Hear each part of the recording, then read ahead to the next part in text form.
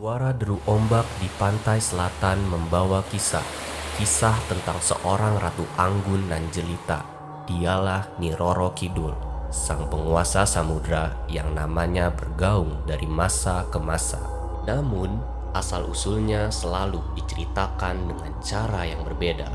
Dalam kisah Jawa, nama Nyi Roro Kidul erat kaitannya dengan seorang pangeran Mataram yang sedang bertapa di tepi pantai selatan. Hari-hari ia habiskan dalam hening mencari petunjuk untuk masa depan kerajaannya. Wahai penguasa samudra, tunjukkanlah jalanku, bimbing aku dalam menjaga rakyatku. Namun dari balik gulungan ombak muncullah sosok wanita goib. Wajahnya cantik bagai bidadari, busananya hijau penuh kilauan tertiup angin. Siapa engkau? Apakah kau datang untuk mengujiku? Awalnya, sang pangeran mengira sosok itu datang untuk mengguncang pertapaannya. Tetapi seiring berjalannya waktu, yang muncul justru rasa kagum. Tak kusangka, samudra pun punya penunggu yang demikian agung. Legenda mengatakan dari pertemuan itu tumbuhlah cinta. Cinta yang tidak hanya mengikat dua hati, tapi juga mengikat nasib kerajaan dengan samudra. Nyi Roro Kidul pun bersumpah akan selalu mendukung dan melindungi raja-raja Jawa selama mereka tetap menghormatinya. Sementara dalam versi Sunda, cerita bermula dari istana Pajajaran. Seorang putri raja hidup dalam kemewahan, namun nasibnya berbalik karena sebuah guna-guna. Tubuhnya jatuh sakit, wajahnya perlahan berubah, dan ia pun dijauhi oleh keluarganya sendiri. Wajahku, apakah aku masih pantas disebut putri? Dulu ia dipuja karena jelita, sekarang semua orang lari menjauh dari Dewi Kadita. Putri itu akhirnya meninggalkan keraton dengan hati yang hancur. Ia berjalan hingga tiba di tepi laut selatan. Konon, di sanalah ia melepaskan seluruh penderitaan dan tubuhnya perlahan menghilang di telan ombak. Tetapi kepergiannya bukanlah akhir. Dari samudra, sang putri bangkit kembali, bukan sebagai manusia biasa, melainkan sebagai penguasa laut selatan yang disegani.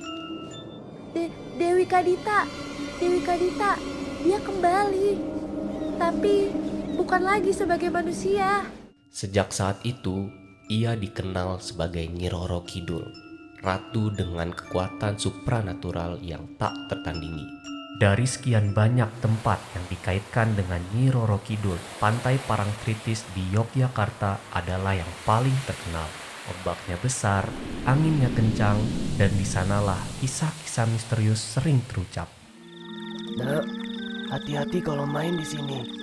Jangan sesekali pakai baju hijau di pantai ini. Ada apa emangnya, Pak? Itu warna kesukaan sang ratu. Kalau kamu pakai baju warna hijau, bisa diseret ombak, lalu hilang tanpa jejak. Sudah banyak yang jadi korban, nak.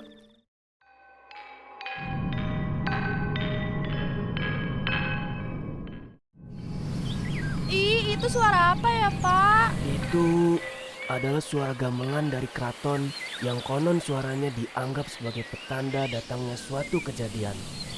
Baik itu sesuatu yang baik ataupun buruk. Serem banget, Pak. Tapi apakah cuma di Parangtritis aja yang angker seperti ini? Tidak, nak. Ada beberapa tempat yang dapat dipercaya jadi tempat untuk berkomunikasi dengannya. Di antaranya Pantai Parangkusumo, Pelabuhan Ratu, hingga ada kamar khusus untuk sang ratu di sebuah hotel bernama Samudra Beach dengan nomor 308. Berarti beliau selalu ada. Benar, nak. Pantai selatan itu memang sudah jadi wilayahnya. Kita hanya tamu di sini. Jangan pernah berlaku lancang atau main-main dengan pantangan. Kalau tidak, laut bisa menagih nyawamu. Hingga kini, Nyi Roro Kidul tetap hidup dalam kepercayaan masyarakat. Ada yang menyebutnya Putri Pajajaran, ada yang percaya ia pasangan goib Raja Jawa, ada pula yang mengenalnya sebagai Ratu Laut Selatan yang menuntut hormat. Yang pasti, nama Nyi Roro Kidul akan terus bergaung sebagai misteri yang abadi, penguasa samudra Ratu Selatan.